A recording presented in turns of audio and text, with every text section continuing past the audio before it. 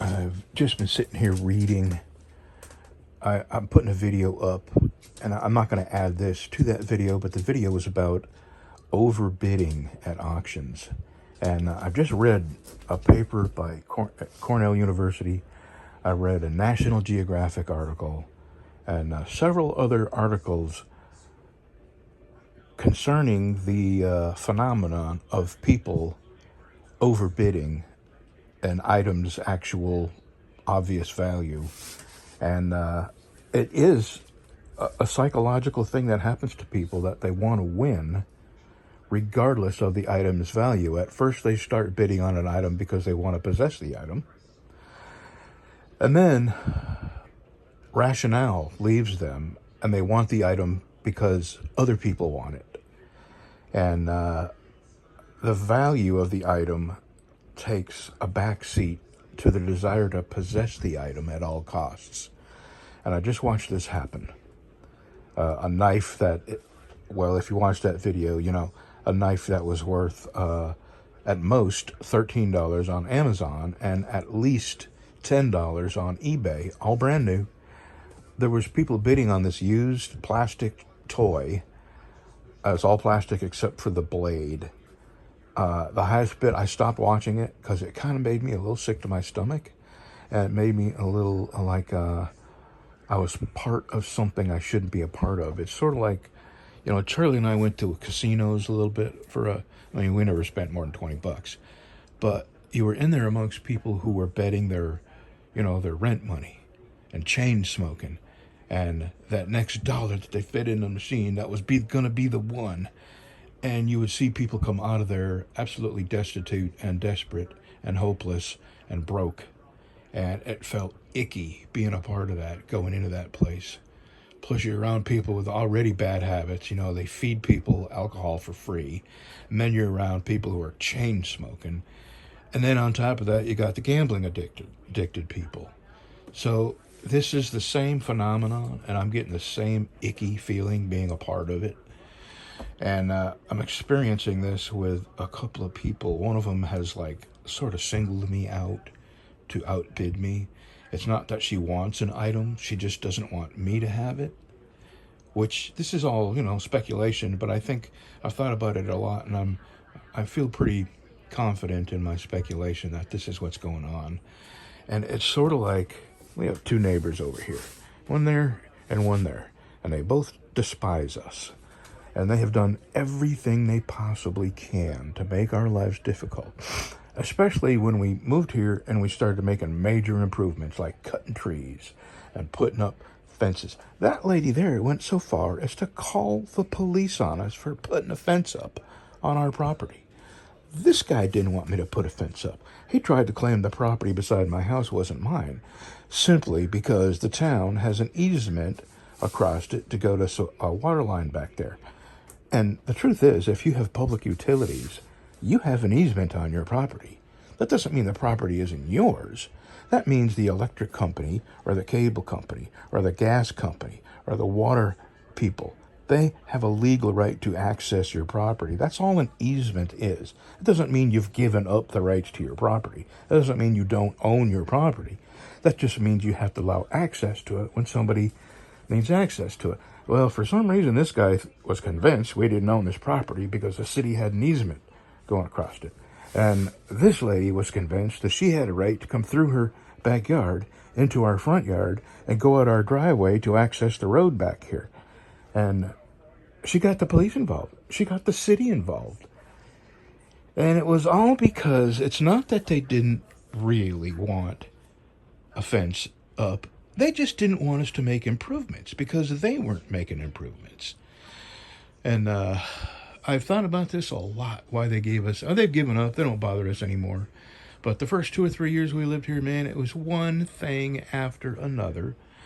Plus, my wife were always out there putting in flower beds and putting gates up and building fences and just cutting trees and making improvements. And I really felt like they didn't want us doing that because they didn't want to do that to their yard. They didn't want our yard to look any nicer than theirs. There's a lot of psychology that goes into this.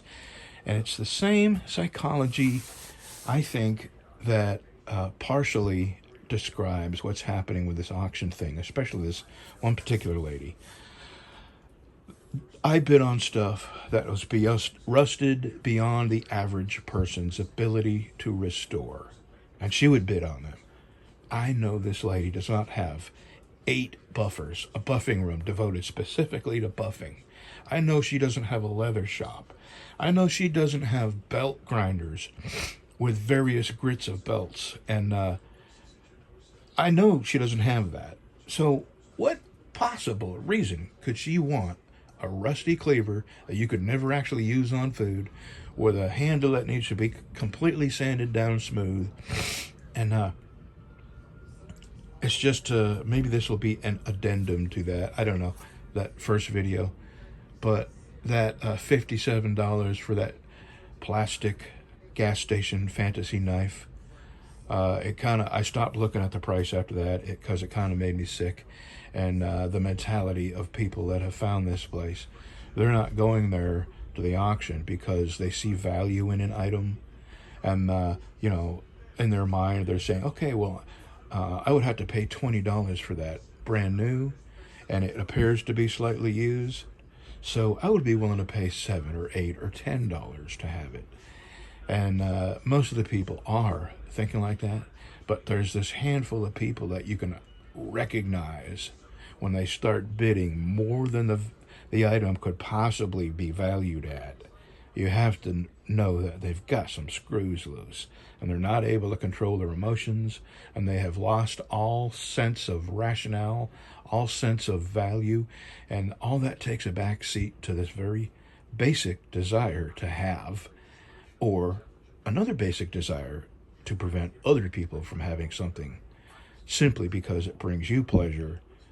And, we've all met people like that. Okay, hon, I'll be there in a minute. We've all met people like that take pleasure in preventing other people from finding happiness. Or if somebody's proud of something they did, there's always that person that will point out the flaw. That's the mentality I think we're dealing with on this auction. And I'm going to continue, but I doubt I'll be doing any more knives because I don't want to take part in the sickness. I mean, I don't have a sickness, which is why I can tell you that, I don't have to go there again. But all these people have showed up that clearly have a sickness, and I don't want to be a part of it. So my bidding on those knives days are probably over. All right, we'll see you. This is the day after that last clip, and I'm going to just add this. But first, my wife has something she wants to say. Phenomenon. Oh, do, do, do, do. And Phenomenon. you say that all the time. And I keep playing that through my head. It drives me nuts.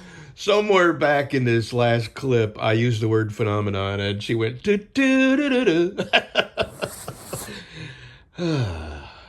Okay, that was funny. So this morning I woke up and I checked that auction site again. And to the lady's credit who runs it, she took that knife down that those 2 people went crazy bidding on.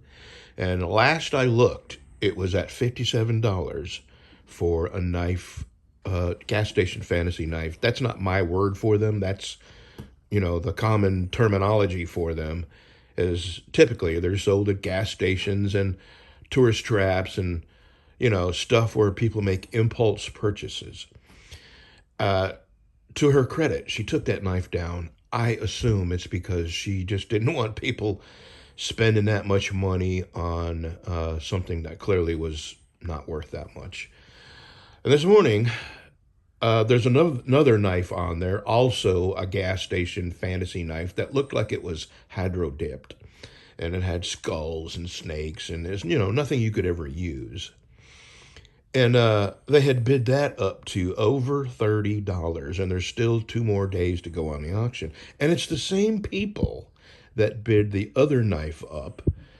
And it's just been a very interesting thing to watch this psychology happening and imagine what's going through their minds where all rationale seems to leave them, and they begin having this bidding war and taking it personally against another person in the bidding that they'll probably never see or meet or know, But the human element of winning at all costs takes over.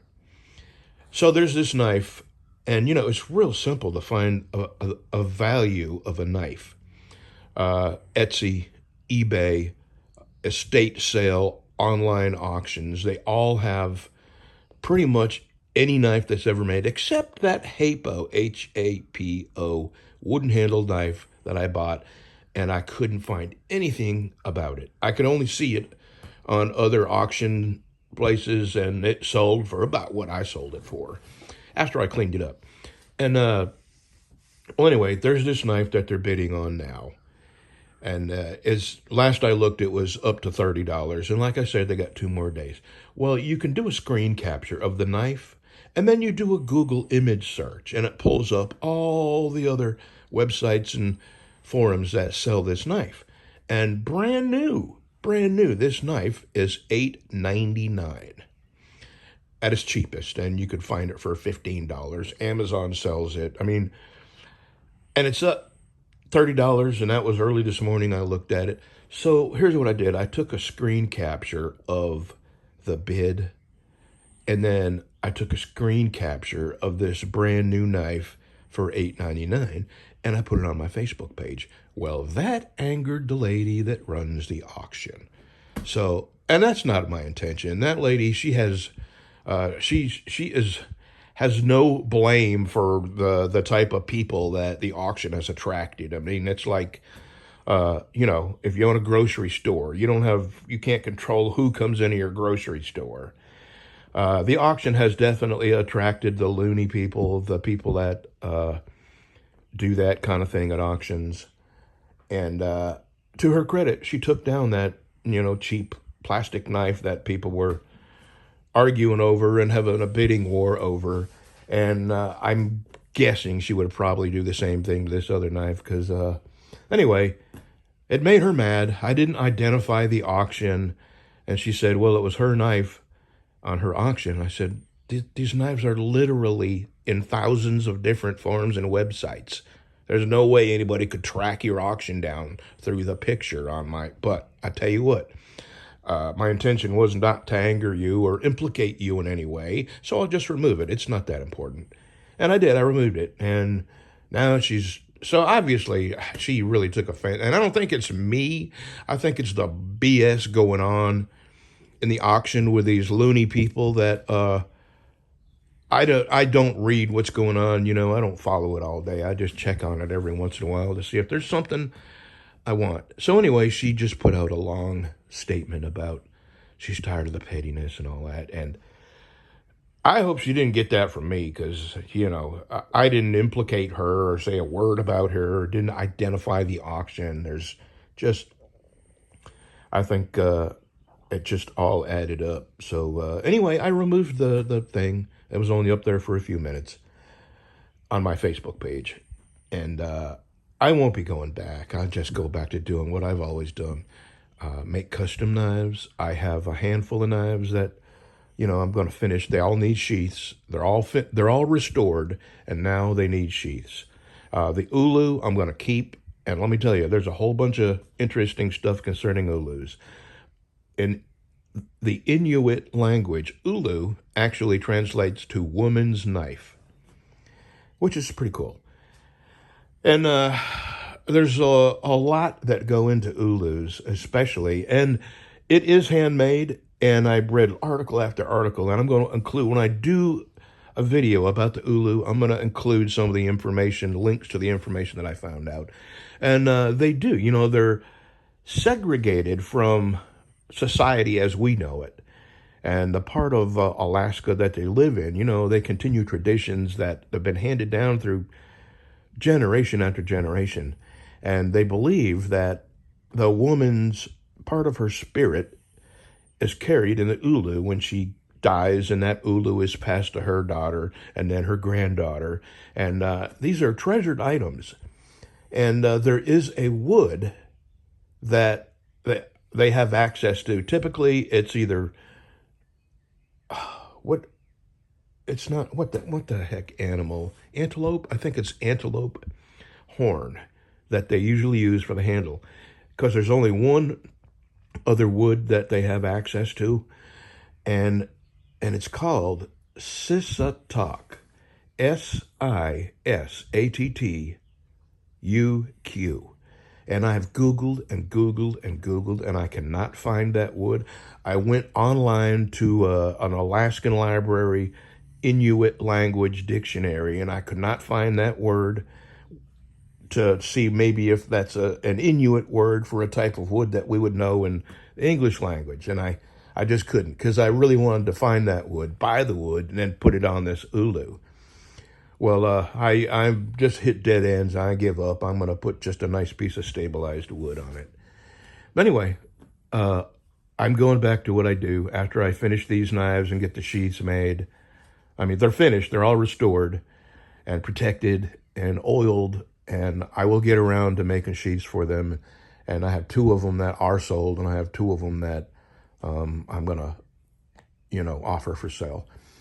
And the ulu I'm keeping, and I have 2 cleavers that I got my special tools that I was waiting on. I got them late yesterday. So anyway, I'm off the auction thing. I won't be doing any more old knives, any more restorations, unless I come across them at yard sales and stuff like that. The auction is just, it's just a dark feeling that I don't want to be a part of, because they seem to attract the same sick people that casinos attract, and Way too much drama for me. way too much drama. Yeah, it's just, it leaves you with a polluted feeling, and I don't want nothing to do with it. And it's nothing against the lady that runs the auction. She has no control over the human psyche and the people that show up at auction. And I'm really sorry that I made her mad. So, she's a nice lady, and I wish her the best. So I'm out of the auction thing. And I do not restore knives for people, and the simple reason is the risk to ruin something is high. So I only restore knives that I own, that I buy, that I come across. I have had people ask me to do restorations, and I do not, for that very reason. Because, this has been a fun thing for me, and I wouldn't want to ruin somebody's heirloom or a knife that meant something to them. And there's that chance. It's very high. When I buy something and restore it, it's a 50-50 chance that I could ruin it. And I have. I've got 2 knives that I ended up throwing away because I just went too far with trying to make them purty, and I ended up ruining them. So, there's that. All right, that's enough. That's a long video. I'm sorry, but it's just been my travels through this auction thing, and it's been 20% good and 80% icky and bad. See ya.